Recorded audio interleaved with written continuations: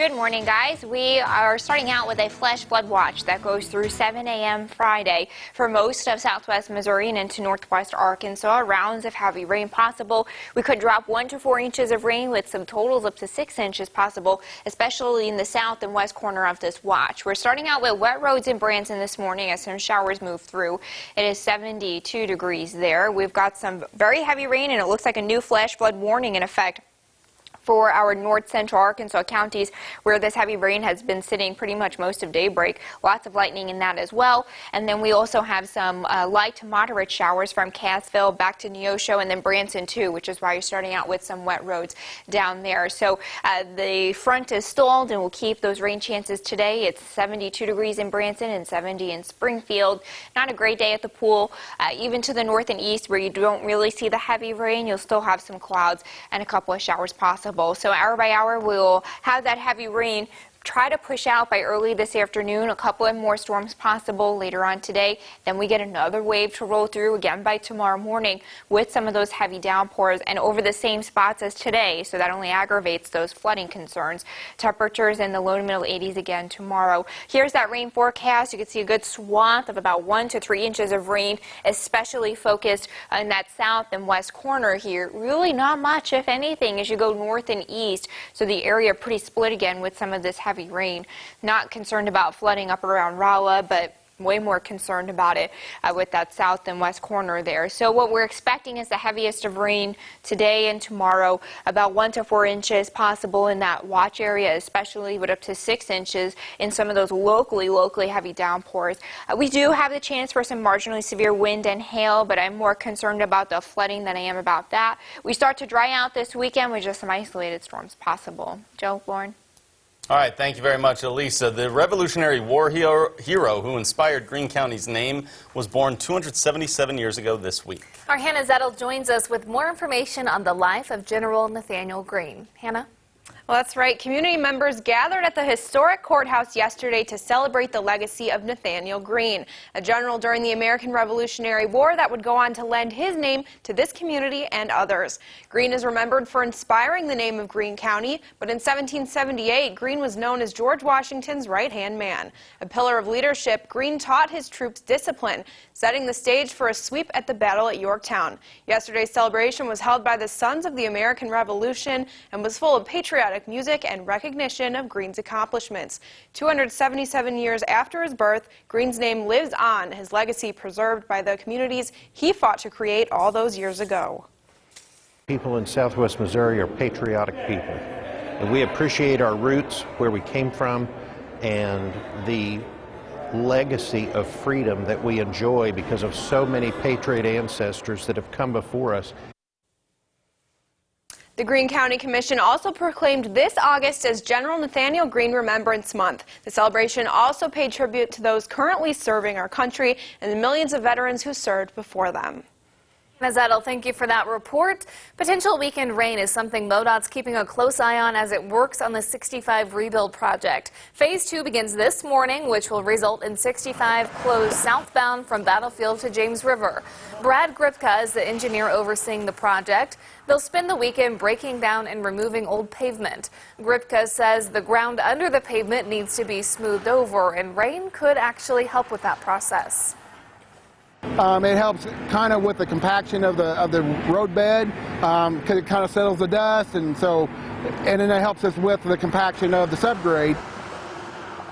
Phase 2 should be wrapped up on August 20th, when MoDOT will take a break for a few weeks for Labor Day, then resume the project headed northbound September 6th. And we do have some more road closures to tell you about when it comes to this. The two-day Route 66 Festival and Parade gets going tomorrow at noon in downtown Springfield. Crews need time to set up, though, so several streets will close. Tomorrow at 1 a.m., traffic will shut down from Park Central West through the square.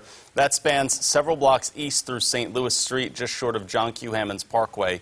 A few more smaller streets will also be closed tomorrow morning and on Saturday. All roads reopen Sunday at 7 a.m. The city expects 70,000 people to attend the festival this year. For a full list of times and locations, head over to ozarksfirst.com.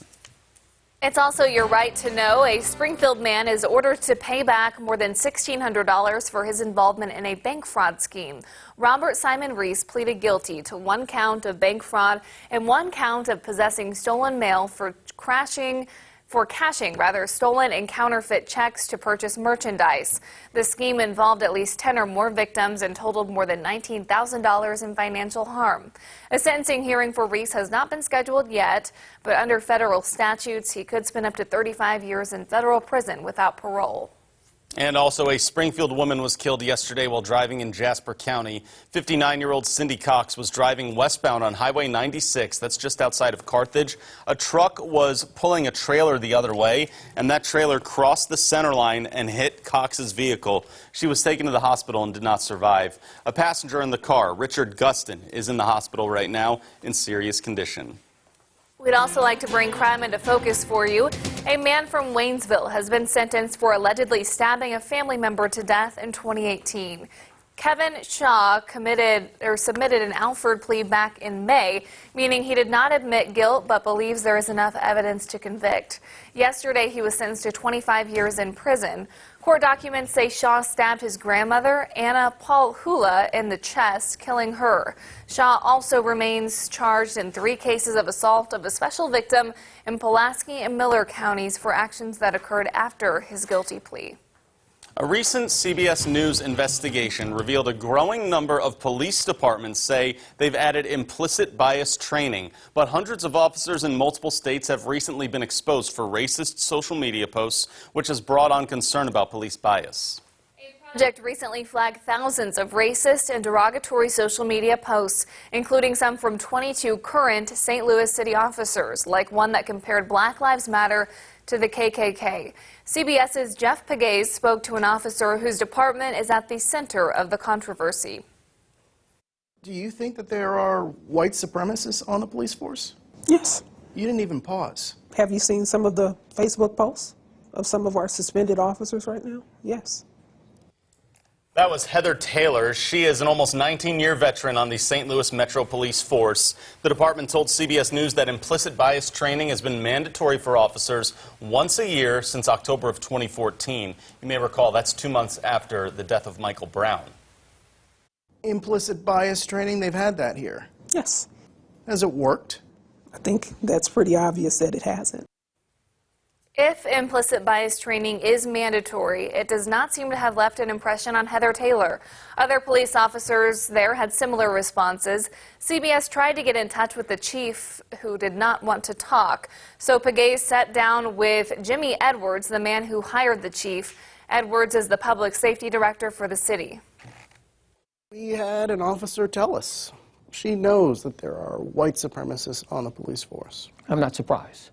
My job is to root that person out. Implicit bias training, is it mandatory for all officers? Yes, it is. It is mandatory.